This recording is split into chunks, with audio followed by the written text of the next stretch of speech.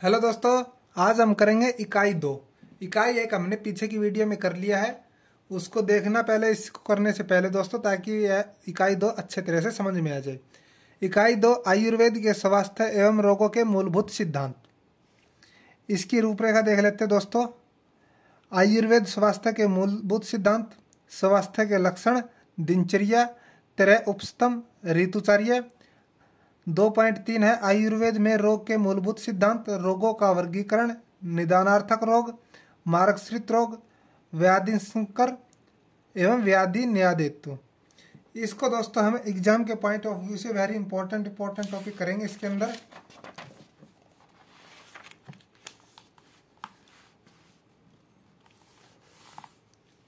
इसके अंदर दोस्तों आयुर्वेद स्वास्थ्य के मूलभूत सिद्धांत, ये वेरी इंपॉर्टेंट है दोस्तों। नंबर 1 है स्वास्थ्यता के लक्षण। आयुर्वेद के अनुसार शरीर की क्रियाविधि शरीर में स्थित दोष यानी कि बीमारी दोस्तों धातुमल, आत्मा, इंद्रिय, मन पर आधारित होते हैं। इनमें दोष धातुमल का सम अवस्था में होना एवं आत्मा, इंद्रिय और मन का प्रसन्न होना ही स्वास्थ्य के लक्षण है, जैसा कि सुश्रुत संहिता के सूत्र स्थान में वर्णित है। ये वो सूत्र है दोस्तों जिसके अंदर ये क्या है, वर्णित है। इसका अनुवाद होता है यहाँ पर दोष का अर्थ शारीरिक दोष है। शारीरिक दोष कौन कौन से होते हैं दोस्तों संस्कृत में, आयुर्वेद में? वात, पित्त, कफ, ये 3 दोष होते हैं दोस्तों शारीरिक। फिर मानसिक दोष दे रखे। मानसिक दोष कितने होते हैं? 1 रजतम। अग्नि का अभिप्राय दोस्तों जठराग्नि है, जो अपने लीवर की गर्मी होती है, पेट की अग्नि, उसको बोला गया। सप्त धातवाग्नि एवं पंचभूताग्नि। धातु से अभिप्राय सप्त धातुओं से है।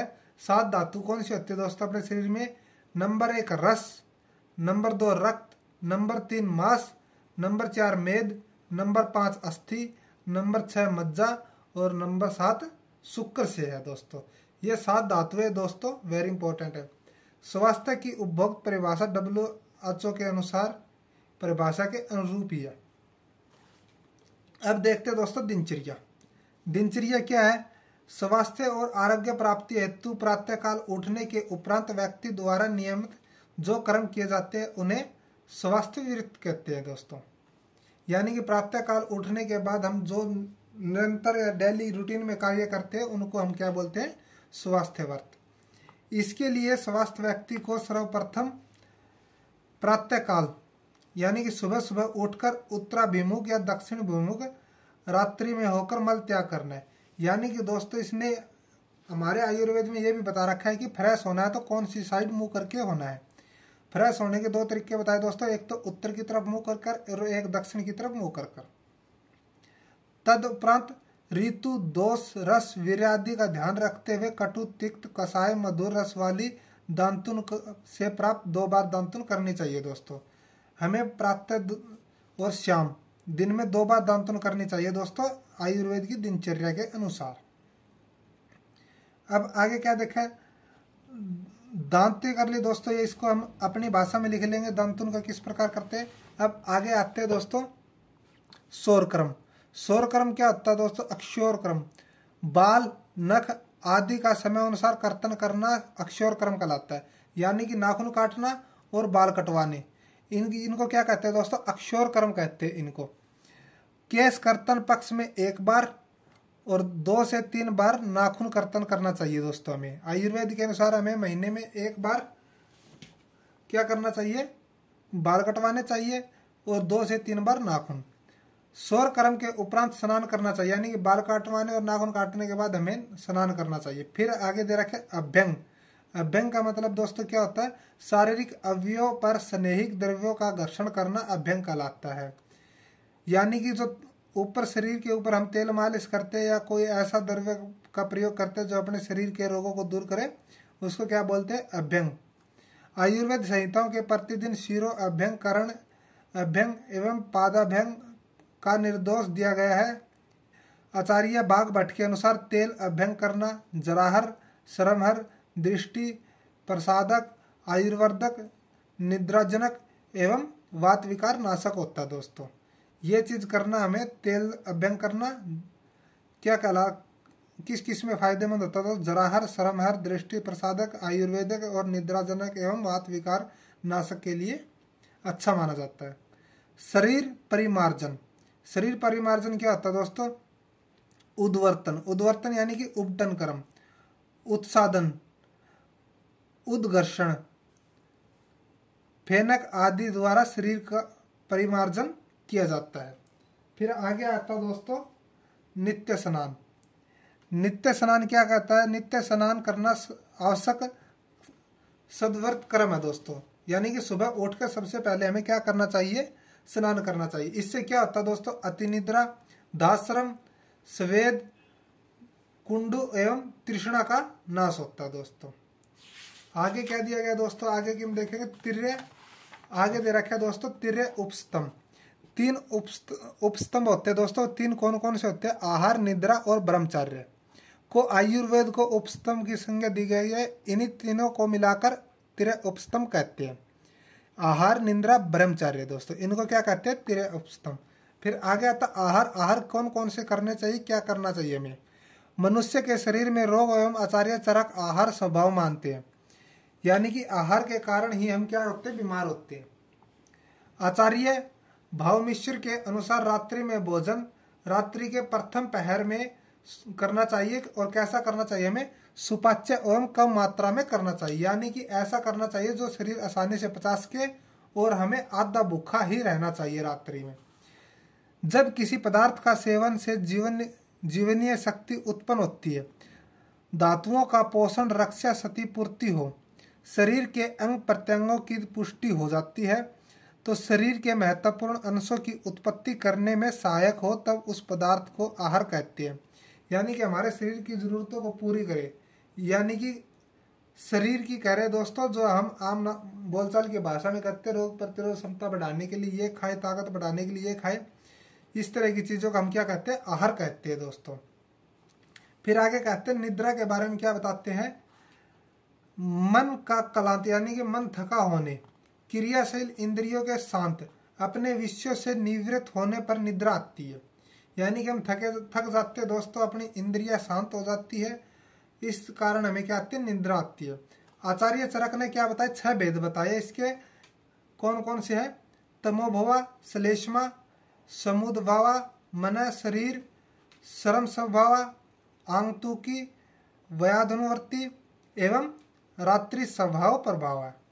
इनमें से रात्रि के स्वभाव में आने वाली निद्रा को ही तिरस्तंभ का स्थान दिया गया, क्योंकि सबसे श्रेष्ठ निद्रा दोस्तों रात्रि के समय ही मानी गई है। आगे क्या कहता है? ब्रह्मचर्य। ब्रह्मचर्य में क्या है? ब्रह्मचर्य मनुस्मृति में मैथुन के 8 अंग बताए गए हैं। यथास्मरण, कीर्तन, केली प्रेक्षण, गुहा भाषण, संकल्प, अध्यवसाय एवं मैथुन क्रिया। इन सब के विपरीत आचरण ही ब्रह्मचर्य है, जो कि आयु, आरोग्य एवं सुखकर होता है। यानी कि ये एक बाल ब्रह्मचारी के गुण बताए दोस्तों। जो ये क्रिया नहीं करता हो वो क्या है? बाल ब्रह्मचारी है, वो आरोग्य एवं उसका जीवन सुखी होता है। अब आगे दोस्तों ऋतुचर्या। आयुर्वेद के अनुसार ऋतुचर्या कितनी है? 6 होती है दोस्तों। कौन कौन सी होती है? शिशिर, वसंत, ग्रीष्म, वर्षा, शरद, हेमंत। चरक संहिता के सूत्र स्थान अध्याय 6 में इसमें क्या अच्छी तरह से वर्णन किया गया। इसके अनुसार शिशिर, वसंत एवं ग्रीष्म ऋतु उत्तरायण काल, आदान काल, वर्षा शरद, हेमंत ऋतु दक्षिणायन काल, विसर्ग काल कहलाते हैं। आइए इसके बारे में हम अच्छे से आगे पढ़ेंगे दोस्तों। अब क्या आता? आयुर्वेद के मूल सिद्धांत आते हैं दोस्तों। कौन कौन से मूल सिद्धांत है? सबसे पहले तो हम ये देखेंगे कि रोग कहते किसे। आचार्य सुश्रुत के उपदेशानुसार दुख के संयोग को व्याधि या रोग कहते हैं। शास्त्रों ने रोग को क्या बोला दोस्तों? व्याधि बोला रोग को। और इनकी अनेक परिभाषाएं दी गई है, वो अलग अलग है। आप एक परिभाषा कर लोगे तो बहुत अच्छी बात है दोस्तों। फिर रोगों का वर्गीकरण किया गया है निज, आगंतुज, ये यानी कि रोगों का वर्गीकरण है 1, 2, 3। नंबर 1 दे रखे निज आगंतुज, इसमें भी दो प्रकार बताए गए दोस्तों, एक तो निज रोग और एक आगंतुज रोग। निज रोग को आगे बांटा गया पित्त वात कफ की विषमता से उत्पन्न जो रोग होते हैं उनको हम क्या बोलते हैं, निज रोग। आगंतुज रोग किसको बोलते हैं, अभिघात, विष प्रयोजन, अग्निदहन, भूतावेश आदि के कारण जो रोग उत्पन्न होते हैं उसको क्या बोलते हैं, आगंतुज रोग बोलते हैं दोस्तों। यानी कि ये रोग तो दोस्तों क्या होता है, शरीर में अपने आप होते हैं, जैसे किसी खान पान की कमी के कारण। ये क्या होता है, ये हम अपनी कमजोरी के कारण होता है, जैसे अग्नि में दहन कर लेना, आग लगा लेना अपने शरीर को, विष पी लेना, भूत प्रेतों के कारण जो रोग होते हैं वो क्या कहलाते हैं, आगंतुज रोग कहते हैं। इब दवि विद्या विधायो निजगंतु भेदन, जो निजागंतुज है दोस्तों भेद, उसने क्या बताए हैं, संप्राप्ति भेद। संप्राप्ति भेद से क्या कितने बताए रोग, 2, समानजन्य, नानात्मज। फिर नंबर 3 पे क्या दिया गया, अधिष्ठान भेद से। अधिष्ठान भेद में क्या बताया गया, एक तो शारीरिक रोग होता है, एक मानसिक रोग होता है। ये वेरी इंपॉर्टेंट है दोस्तों, इसको आप अच्छी तरह से कर लेना। फिर आगे प्रभाव के भेद से, यानी कि प्रभाव के अनुसार क्या बताया, 2 रोग बताए, साध्य और असाध्य। आस्य भेद से अमावस्या और पकावस्य, बल भेद से मृत्यु और दारुण, व्याधि के तरह भेद से निज आगंतुज मानस। ये रोग बताए गए दोस्तों। अब आगे क्या दे रखे हैं, आगे रोग दे रखा है दोस्तों, ये आध्यात्मिक होता है, अधिभौतिक होता है और आदि देविक होता है। आध्यात्मिक में कौन कौन से आते हैं दोस्तों, आदि बल प्रवृत्त आ जाता है, जन्म बल प्रवृत्त आ जाता है, दोष बल प्रवृत्त आ जाता है। और आदि बौद्धिक में कौन कौन सा आता है, संघात बल आता है प्रवृत्त। और इसमें आदि देविक में कौन कौन से आते हैं दोस्तों, आदि देविक में आते हैं काल बल प्रवृत्त, देव बल प्रवृत्त, स्वभाव बल प्रवृत्त। आगे क्या दे रखा है दोस्तों, निदानार्थक कर रोग, यानी कि इन रोगों का निदान कैसे करें, किस तरह से करें। जब किसी रोग से दूसरे रोग की उत्पत्ति होती है तो उस रोग को उत्पन्न करने वाले को निदानार्थक रोग कहते हैं। निदानार्थक रोग का दोस्तों होता है कारण, यानी कि किसी रोग के कारण किसी अन्य रोग उत्पन्न हो जाए तो उसको हम क्या मानेंगे, जैसे कि ठंड के कारण हमें क्या होगा, ठंड तो लग रही है, उसके कारण क्या होगा, जुकाम हो गया, तो जुकाम का कारण क्या था, ठंड। जुकाम के कारण हमें क्या हुआ, खांसी, तो खांसी का निदानार्थक रोग हो गया जुकाम, जुकाम का हो गया ठंड। इस तरह से आगे क्या दे रखा, तात्पर्य है कि जब कोई रोग किसी दूसरे रोग का निदान बन जाता है तो उसे निदानार्थक कर रोग कहते हैं। जैसे कि जवर रोग से रक्तपित्त रोग हो जाता है, जवर रोग होगा, बुखार होगा तो उससे हमारा क्या होगा, रक्तपित्त रोग हो जाएगा। तो इसका मतलब जवर क्या है, निदानार्थक रोग हुआ। आगे क्या कहता है दोस्तों, आगे कहता है रोग के मारक श्रित रोग। रोग के 3 मारक बताए गए दोस्तों, कौन कौन से बताए, एक तो शाखा यानी कि बाह्य रोग मारक, एक मर्माशित संधिगत रोग यानी कि मध्य रोग मार्ग, एक होता है कोष्ठगत रोग अंत्य रोग मार्ग। ये करेंगे हम व्याधि संकर।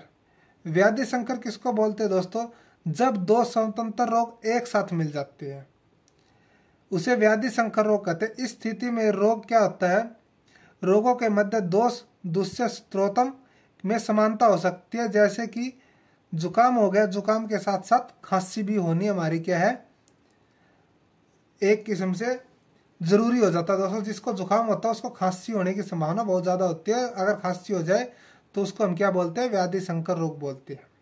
इनके मुख्य दोष क्या है, वात और कफ है, यानी कि वात का बिगड़ जाना जुकाम होगा, कफ का बिगड़ जाना खांसी होगी। व्याधि निदान होते हमें क्या करना चाहिए, किसी रोग के विशेष उत्पन्न हो जाने के कारण मूलभूत निदान होते हैं जिसे व्याधि निदान कहते हैं। जैसे मिट्टी खाने से पांडु रोग होना संभव है दोस्तों। इसके निदान के लिए क्या बताया गया है, 3 प्रकार बताए गए। नंबर 1, दोष हेतु किस रोग में कौन सा दोष प्रकंपित होता है, यानी कि हमें जुकाम हुआ तो कौन सा दोष हुआ, वात दोष हुआ दोस्तों, इस तरह बताया गया। खांसी हुआ तो हमें कफ दोष हुआ। व्याधि हेतु रोग विशेष से जो उत्पन्न मूल कारण होते हैं वो व्याधि मतलब दोस्तों यानी कि हमें जुकाम हुआ किसके कारण हुआ, ठंड लगने के कारण हुआ तो व्याधि। उभय हेतु ऐसे कारण जो दोष प्रकोपण के साथ साथ रोग विशेष भी कारण हो। आगे हम करेंगे दोस्तों